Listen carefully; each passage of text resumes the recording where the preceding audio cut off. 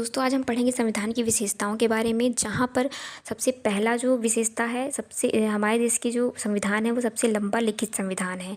दूसरा आपका रहता है आंतरिक एवं बाह्य स्रोत। आंतरिक का मतलब ये होता है कि भारत शासन अधिनियम 1935 से बहुत सारे स्रोत हमारे संविधान में डाले गए हैं।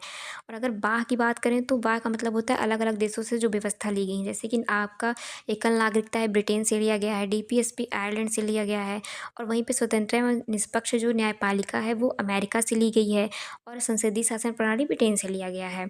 तीसरा आपकी विशेषता आती है दोस्तों लचीला एवं कठोर। लचीला दोस्तों हमारे संविधान इसलिए हो जाता है कि अगर संसद चाहे तो प्रावधानों में जो चेंजेस वो 2/3 बहुमत के साथ कर सकती है। लेकिन वहीं पे कठोर इसलिए हो जाता है कि 2/3 बहुमत के साथ साथ आधे से अधिक राज्यों की अनुमति की आवश्यकता होती है।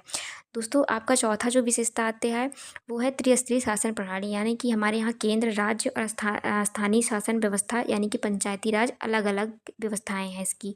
एकमात्र ऐसा देश है जहाँ पे त्रिस्तरीय शासन प्रणाली है। दोस्तों चौथा आपका आ जाता है पंथ निरपेक्षता, जहाँ पर कि सभी धर्मों का सम्मान किया जाता है, और ये कहा गया कि राष्ट्र का कोई धर्म नहीं होगा।